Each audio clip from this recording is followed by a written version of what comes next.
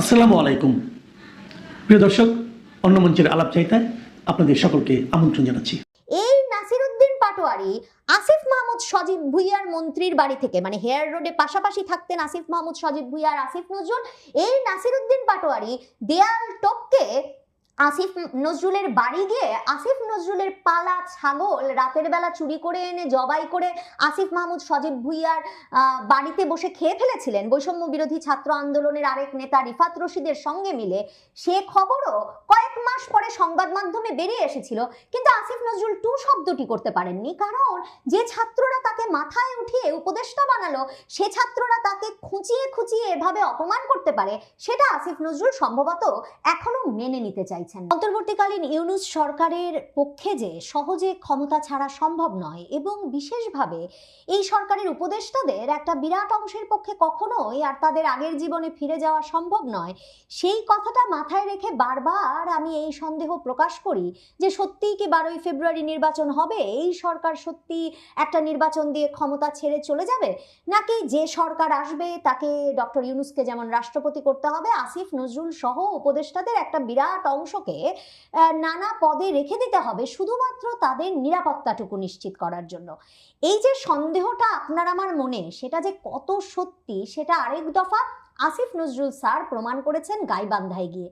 রীতিমতো একটা সরকারি সভা, সরকারি পরিচালনায় ব্যবস্থাপনায় ইনডোরে, মানে শীতাতপ নিয়ন্ত্রিত পরিবেশে একটা সভা, যেখানে জেলা প্রশাসক পর্যন্ত উপস্থিত ছিলেন, যথাযথ নিরাপত্তার ব্যবস্থা মন্ত্রী আসিফ নজরুলের জন্য করা ছিল। সেখানে আসিফ নজরুল যখন বক্তৃতা দিচ্ছিলেন, তখন তিনি হাদির বিচার বিষয়ে, ওসমান হাদির বিচার বিষয়ে মন্তব্য করা মাত্র সেখানে এমন হট্টগোলের ঘটনা ঘটে এবং তাকে ভুয়া ভুয়া স্লোগানে এমনভাবে একরকমের মানে বিব্রত করে ফেলা হয় যে আসিফ নজরুল মান সম্মানটা নিয়ে আইন শৃঙ্খলা বাহিনী প্রশাসনের সহায়তায় কোনো মতে ওই ইনডোর স্টেডিয়াম ছেড়ে গিয়ে প্রাণ, সম্মান, জীবন এবং সবচেয়ে বড় কথা তার ইমেজ রক্ষা করেছেন।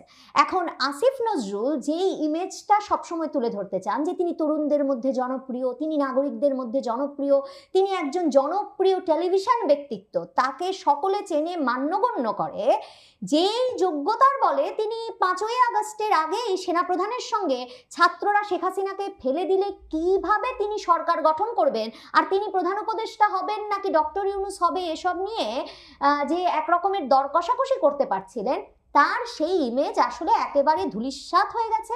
এখন আসিফ নজরুলের পক্ষে ওই যে তিনি কথায় কথায় বলেন 12ই ফেব্রুয়ারি নির্বাচন দিয়ে ঢাকা বিশ্ববিদ্যালয়ে ফিরে যাব, তা তো অসম্ভব বটেই, জনসমক্ষে কোথাও গিয়ে দাঁড়ানো সম্ভবত অসম্ভব হয়ে পড়েছে। দেখেন গাইবান্ধায় যে ঘটনাটা ঘটলো, সরকার তো সর্বত্র হ্যাঁ ভোটের পক্ষে প্রচারণা চালাচ্ছে, হ্যাঁ ভোট হলে নাকি আর জীবনে কোনোদিন ফ্যাসিবাদীরা বাংলাদেশের ক্ষমতায় আসতে পারবে না, তো তারা গণতন্ত্রের এত বড় রক্ষক, এত বড় প্রবর্তক, তো সেই প্রবর্তক হিসেবে আসিফ নজরুল গেছেন গাইবান্ধায়। সেখানে গিয়ে তিনি হ্যাঁ ভোট কার্যক্রম উদ্বোধন ও ভোটার সচেতনতা বৃদ্ধির লক্ষ্যে আয়োজিত এক মত বিনিময় সভায় যোগ দিয়েছেন। মানে ভাবেন কি পরিমাণে একটা সরকারি কার্যক্রমে একজন মন্ত্রী গেছেন, একটা রুটিন কার্যক্রম, একেবারে ব্যাপক সরকারি ব্যবস্থাপনায়।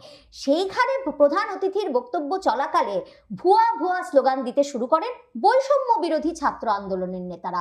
কি অদ্ভুত! ফ্যাসিবাদের দোসরদের জন্য উপদেষ্টারা গিয়ে আর স্বাভাবিক জীবনে ফিরতে পারবেন না তা কিন্তু না, বৈষম্য বিরোধী ছাত্র আন্দোলনের নেতারা গাইবান্ধা ইনডোর স্টেডিয়ামে জেলা প্রশাসনের আয়োজনে ওই মত বিনিময় সভায় ভুয়া ভুয়া স্লোগান দেওয়া শুরু করে।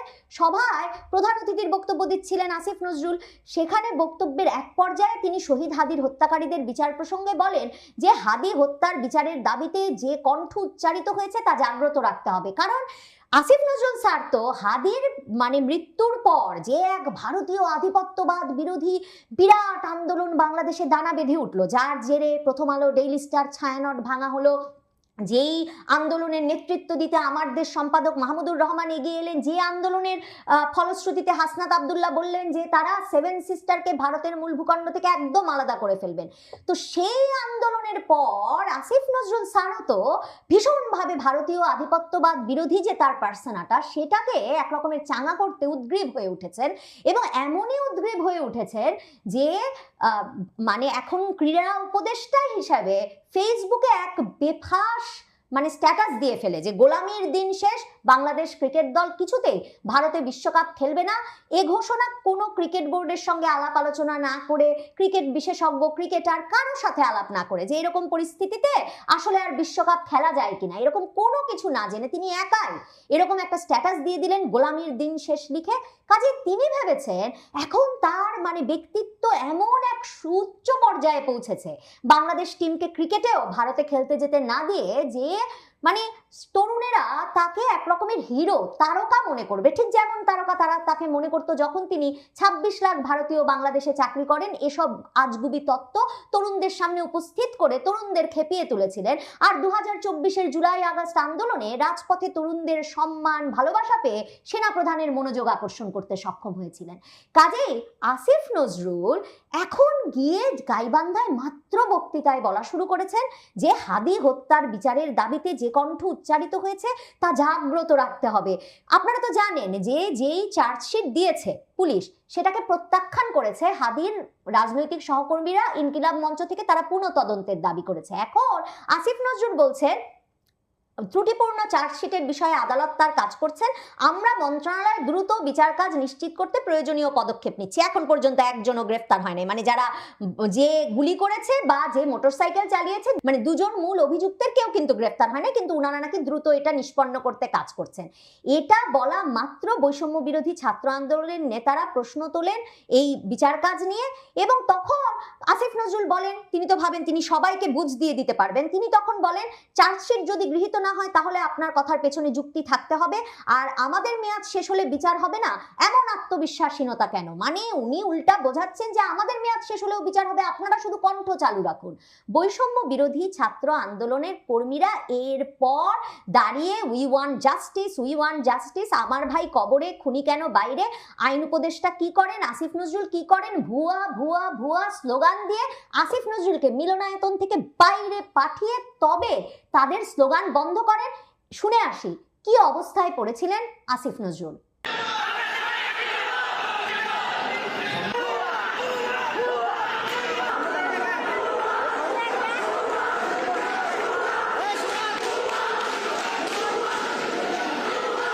এইভাবে তো কথা বলা যাবে না, আপনারা আসেন।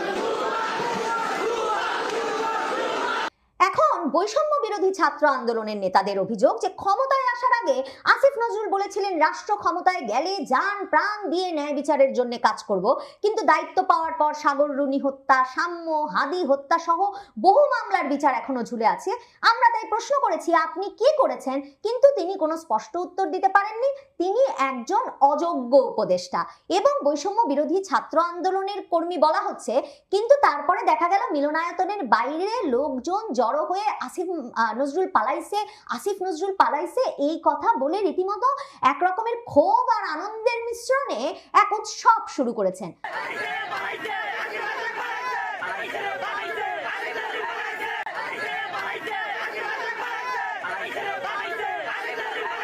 দেখেন আসিফ নজরুল মানে যত বড় বড় কথা বলে সংবাদপত্রের শিরোনাম হন, হয় তিনি ফেসবুক স্ট্যাটাস দেন ঘরের নিরিবিলিতে বসে নিরাপদ জায়গায় বসে খালেদা জিয়াকে কত ভালোবাসেন সে প্রসঙ্গে এখন লেখেন যাতে বিএনপি ক্ষমতায় এলেও মন্ত্রিত্ব পান, কিংবা গোলামির দিন শেষ লিখে দেন যাতে বিএনপির পরিবর্তে ভারতীয় আধিপত্যের আরো বিরোধী শক্তি ক্ষমতায় এলেও তাকে বিবেচনা করেন।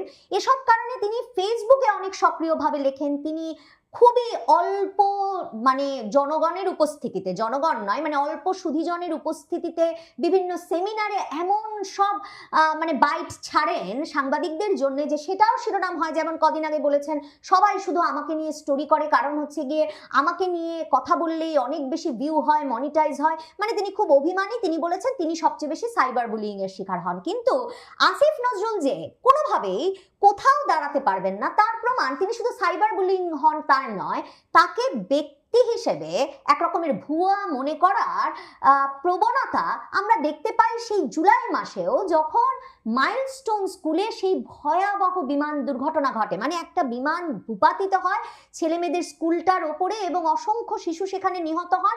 মানে রীতিমতো বিক্ষোভ ছড়িয়ে পড়ে যে নিহতের সংখ্যা, আহতের সংখ্যা সরকার কেন প্রকাশ করছে না।